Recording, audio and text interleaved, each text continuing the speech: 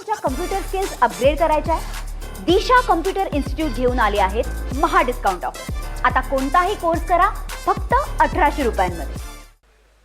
शेतकरी संघटनेचे प्रणेते आणि दुसऱ्या आर्थिक स्वातंत्र्याच्या लढाईच्या असंतोषाचे जनक युगात्मा शरद जोशी आजच्या कार्यक्रमाचे अध्यक्ष, ज्यांनी वर्षभर हा संघर्ष उभा केला, अभी नहीं तो कभी नहीं असा मेसेज जनतेला दिला आणि बच्चू भाऊनी संतांनी ज्या 4 गोष्टी सांगितल्या त्याप्रमाणे करून दाखवलं, असे प्रहार संघटनेचे संस्थापक अध्यक्ष, राज्याचे माजी राज्यमंत्री आणि कर्जमुक्ती आंदोलनात पुढाकार घेऊन सर्वांना एकत्र आणणारे आम्हाला सगळ्यांना असे आजचे अध्यक्ष बच्चूभाऊ कडू, आमचे एकेकाळचे अध्यक्ष, देशभरातील केसीसीच्या संघटनेचे एकेकाळचे अध्यक्ष, आमचे ज्येष्ठ माजी साथी माननीय विजयभाऊ जावंदिया, ज्यांनी हम साथ साथ है असा संदेश 38 तास रस्त्यावर राहून दिला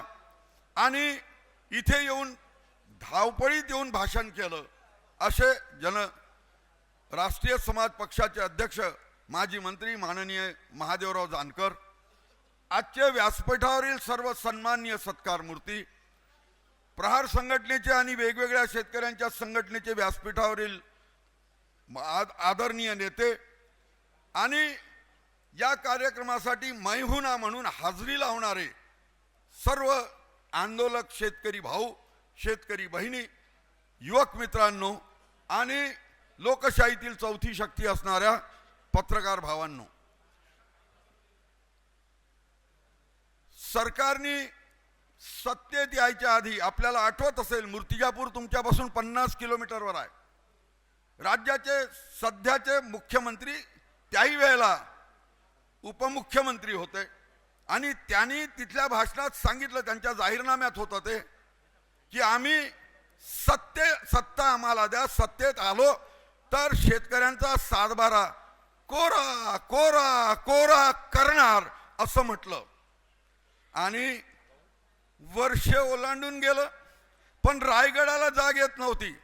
बच्चू भाऊनी वेगवेगळे आंदोलन केले, त्यात पापळपासून तर चिलगव्हाणपर्यंत, जिथे महाराष्ट्रातली पहिली आत्महत्या चिलगव्हाणच्या शेतकऱ्यांनी गांधीबापूंच्या वर्धा जिल्ह्यात केली, अशा साहेबराव करपेंच्या गावापर्यंत त्यांनी पदयात्रा 138 किलोमीटरची केली आणि ऐलान केलं की आणि 28 ऑक्टोबरला आम्ही सगळे नागपूरला येणार, ट्रॅक्टरनी येणार आणि सगळ्यांना सांगितलं जागते रहो, चला चला चला असं म्हणत त्यांनी नागपूरला नॅशनल हायवे आणि देशभरात जाणारं ट्रॅफिक जवळजवळ तुमच्या आमच्या सगळ्यांच्या सहकार्याने बच्चू भाऊच्या पुढाकारात 38 तास बंद राहिलं, हे तुम्ही आम्ही सगळ्यांनी पाहिलंय। आणि मग बच्चू भाऊनी आवाहन केल्यावर महादेवराव जानकर हे स्वतः राष्ट्रीय समाज पक्षाचे त्यांनी सांगितलं की मी तुमच्या सोबत आहे, तेही आले। आमचे दुसऱ्या चळवळीतले सहकारी, माझा एकेकाळीतला विधानसभेतला सहकारी माजी खासदार राजूभाऊ शेट्टी, ते त्यांच्या संघटनेसह आले। आमचे एकेकाळचे सहकारी प्रकाश भाऊ पोहरे, देशोन्नतीचे संपादक, राष्ट्रीय किसान ब्रिगेडचे अध्यक्ष, ते त्यांच्या सह आले। किसान सभेचे माननीय अजित नवले आणि राजेश क्षीरसागर ते पण आले। आणि आपल्या शेजारच्या जिल्ह्यातला बुलढाण्याचा एक योद्धा कार्यकर्ता, आपल्याला सगळ्यांना माहित आहे, तोही आला। आणि बच्चू भाऊला आम्ही 7 शेतकरी नेत्यांनी सांगितलं, जसं अक्कलकोटच्या महाराजांच्या दर्शनाला गेल्यावर मागे वाक्य लिहिलंय, काय लिहिलंय, भिवू नकोस, मी तुझ्या पाठीशी आहे। आम्ही सगळे 7 शेतकरी नेते म्हणालो, बच्चू भाऊ भिवू नका, आम्ही तुमच्या सोबत आहो। आणि आम्ही 38 तास सगळे शेतकरी नेते, आपल्याला माहित आहे तुमच्या आमच्या सोबतच आपण सगळे त्या जमिनीवर घालीन लोटांगण बंदीनं चरण, डोळ्यानं पाहिनं रूप तुझे, असं म्हणत सगळ्यांनी रात्र तिथे घालवली। 38 तास सत्याग्रह केला। का केला? की सरकारनेच कबूल केलं होतं की शेतकऱ्यांचा सातबारा कोरा करू, संपूर्ण कर्जमुक्ती करू। आणि आमचं काम काय होतं? बोला बोला मुख्यमंत्री बोला, बोला बोला उपमुख्यमंत्री बोला. लोकशाहीमध्ये नाक दाबल्याशिवाय तोंड उघडत नाही. तोंड उघडलं नाही तर ते बोलू शकत नाही, आणि बोललं नाही तर आपण विचारू शकत नाही. आणि लोकशाहीमध्ये आपण विचारलं त्यांना, ते बोलायला लागले, चर्चेला बोलावलं. पण सगळ्यांनी आरोप केले. भावांनो, मी 15 वर्ष आमदार राहिलो नक्षलवादी भागातला, कधी सुरक्षा घेतली नाही. सरकार बदलली, माझी विधानसभेतली जागा 224 नंबरची 15 वर्ष होती. इकडले तिकडे साईड चेंज सर्व्हिस चेंज झाले सरकार, पण माझी जागा बदलली नाही. मी नक्षलवादी भागातला आमदार असूनही सुरक्षा घेतली नाही. कारण भावाच्या भरोशावर 2 बायका वागवता येत नाही, स्वतःच्या भरोशावर एक वागवावी लागते. आणि आम्हाला लोकांनी सांगितलं यांचं फिक्सिंग झालं. इतकाले दिवस कुठं कर्जमुक्तीला काही द्यावे लागतात का, हे कुठेतरी ऍडजस्ट झाले. भावांनो, जानकर साहेब बोलून गेले, आम्ही आमचं नाळ शेतकऱ्यांशी बांधलं गेलाय. मी 10 नोव्हेंबर 1980 ला रस्त्यावर आलो. 38 खटले झाले, अजून 3 खटले फेस करतो. सगळे सरकारने काढून टाकले. परवाच्याही आंदोलनात खटला झालाय. फक्त आम्ही 4 नेत्यावरचा खटला विड्रॉ होणार नाही, कारण त्या GR मध्ये तरतूद आहे, आमदार खासदार किंवा माजी आमदार माजी खासदार यांच्या विरोधातला खटला विड्रॉ करायच्या आधी तो माननीय नामदार हायकोर्टाच्या निदर्शनास आणून द्यावा लागतो. आणि म्हणून मी सगळे सहकारी जे जे काही त्यात आरोपी आहेत त्यांना सगळ्यांना सांगतो की आम्ही तुमच्या विरोधातला खटला काढून देऊ, आमचा आम्ही फाईट आउट करत राहू. काही जखमा होत नाही, काही आम्ही चोर नाही, दरोडेखोर नाही, हक्कासाठी लढलेली माणसं आहोत आणि शेवटच्या टोकापर्यंत हक्कासाठी लढत राहणार आहोत. कशी आहे शेतकऱ्यांची अवस्था, कवी शंकर बडेंनी मांडली आहे. तुम्ही तर वऱ्हाड, सोन्याची कराड, कुऱ्हाडवाले, विजूभाऊ गांधी बापूच्या जिल्ह्यातले. काय म्हणतात शंकर बडे, म्हशी वांझोट्या निघाल्या, झाले गरभार हेले. माया बहिणींनो, एक असंसदीय शब्द आहे, तुमची माफी मागून. म्हशी वांझोट्या निघाल्या, झाले गरभार हेले, घाम गाळणारे इथे दुःख सवतीचे झेले. भावांनो, घाम गाळणारे इथे एका दाण्याचे 1000 दाणे करणारे, शेतीवर पोट असणारे मालक मजूर तुमचे माझे मायबाप सवतीचं दुःख झेलत नाही तर इथे सिंचनाची सोय नाही, अनुशेष आहे. 14 लाख हेक्टर जमीन, 131 धरणं पूर्ण झाली नाही म्हणून पाण्याखाली आली नाही. पूर्व उत्तरा नक्षत्रातला पाऊस पडला नाही, कर्ज थकलं, सक्तीच्या जप्तीच्या वसुलीची नोटीस आली.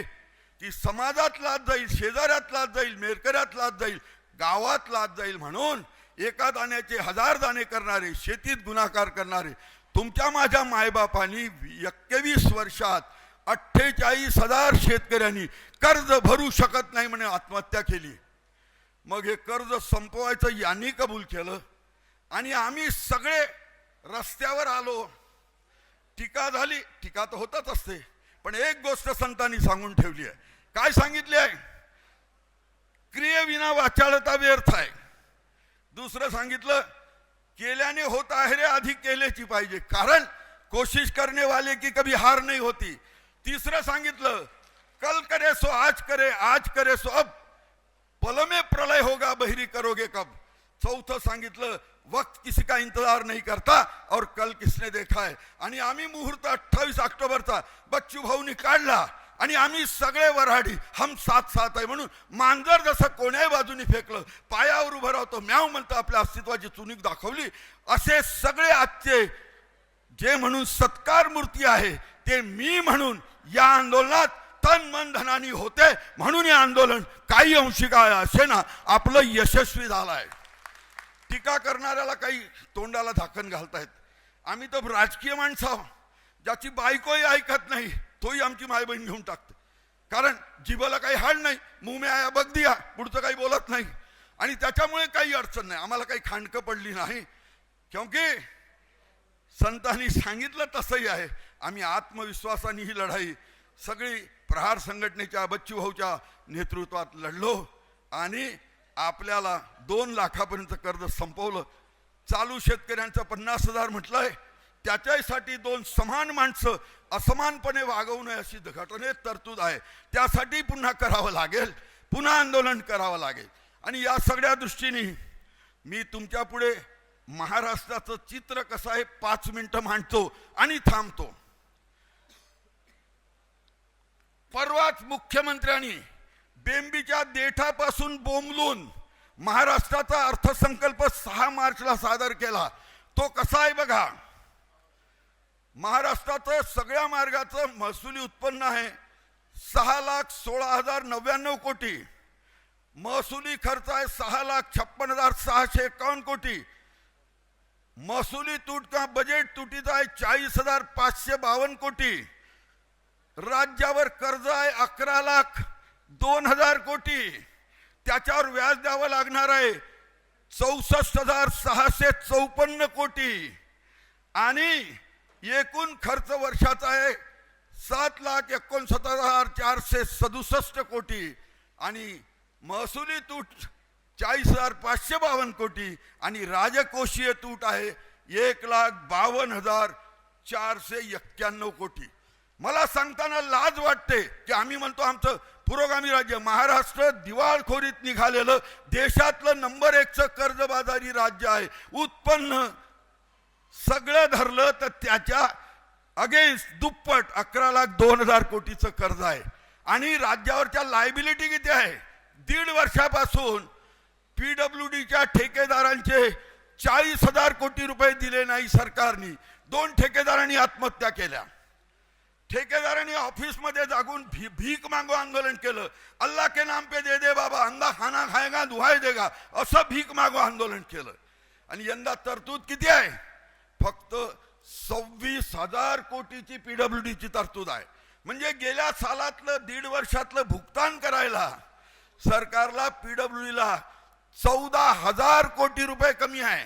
म्हणजे पुन्हा 14,000 कोटीचं कर्ज घेणार तर नवे ग्रामीण भागातले मार्ग कसे दुरुस्त होणार आहे असं सगळं चित्र डोळ्यापुढे आहे. दुसऱ्या बाजूला जे म्हणून इरिगेशन जलसंधारणाचं देणं आहे 13,000 कोटी. जलजीवन मिशनचं देणं आहे 12,000 कोटी.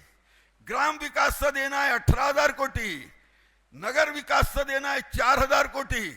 DPCचं देणं आहे 2,515 कोटी.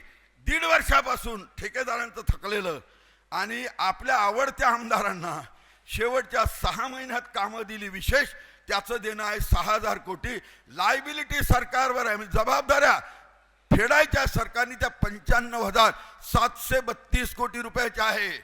आपण विचार करा. आपण ब्रह्मदेवाला मुख्यमंत्री केलं.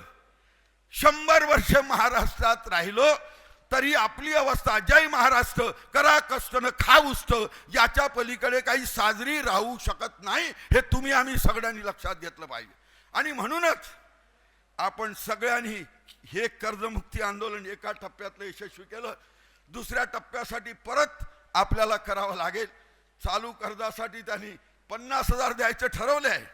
पण 31 मार्चच्या आधी तुम्हाला भरावं लागेल तर जुलैमध्ये तुम्हाला 50,000 वापस भेटतील. पण एक दुसरी गोष्ट लक्षात ठेवा.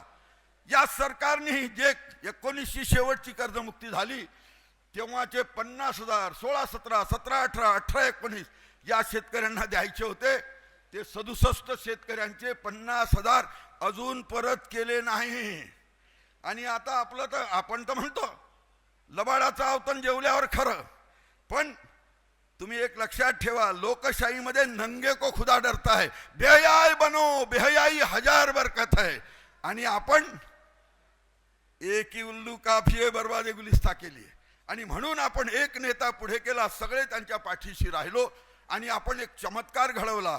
जे सरकारात पूर्णपणे बुडाला महाराष्ट्र पापी अशा अवस्थेत असताना सुद्धा सरकारला ही कर्जमुक्ती तुमच्या दडपणामुळे तुमच्या रेट्यामुळे तुमच्या आंदोलनामुळे आणि 24 वर्षानंतर पहिल्यांदा इतके शेतकरी लाखाच्या घरात रस्त्यावर आले आणि नॅशनल हायवे रोखून धरून देशभर नव्हे जगभर ह्या बातम्या केल्या.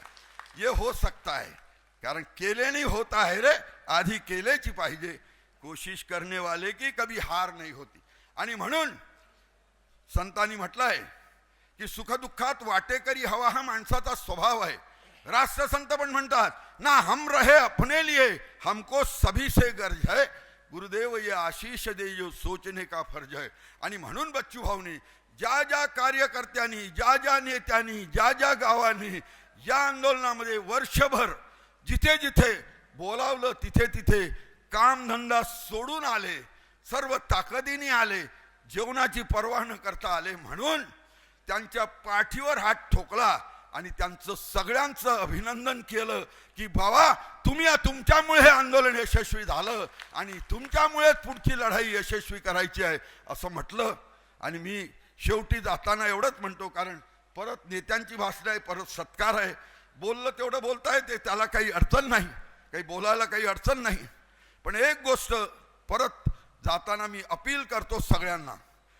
मी एका सिनेमा पाहिला होता, महाराष्ट्राची अवस्था तुम्हाला सांगितली मी की जहाँ हाती डूब रहा बकरी उतार पूछ रही अशी अवस्था आहे. आणि अशा परिस्थितीमध्ये मी सगळ्यांना पुढचं हे आंदोलन घामाच्या दामाचं, शेतमालाच्या रास्त भावाचं, शेतकऱ्यांना तंत्रज्ञानाच्या बाजारपेठेच्या स्वातंत्र्याचं, सरसकट कर्जमुक्तीचं 7/12 कोरा करण्याचं आंदोलन पुढे न्यायचं असेल, यशस्वी करायचं असेल तर तुमच्या सगळ्यांच्या सहकार्याची गरज आहे. मी पाहिलेला सिनेमा होता, त्याचं नाव होतं नया दौर. नया दौर म्हणजे नया जमाना, नया जमाना म्हणजे परिवर्तन, परिवर्तन म्हणजे बदल. हिरो आमच्या जमान्यातला होता दिलीप कुमार, हिरोईन होती वैजंतीमाला. काय म्हणतात दिलीप कुमार परिवर्तनासाठी, युद्ध जिंकण्यासाठी, बदलासाठी? ते म्हणतात साथी हात बढ़ाना, साथी हात बढ़ाना, साथी हात बढ़ाना, साथी हात बढ़ाना, साथी रे साथी हात बढ़ाना. आणि पुढे ते म्हणतात एक अकेला थक जाएगा मिलकर बोझ उठाना, साथी हात बढ़ाना. जय हिंद, जय भारत, जय विदर्भ. मला तुमच्या कम्प्युटर स्किल्स अपग्रेड करायच्या आहे? दिशा कम्प्युटर इन्स्टिट्यूट घेऊन आले आहेत महा डिस्काउंट ऑफर. आता कोणताही कोर्स करा फक्त 1800 रुपयांमध्ये.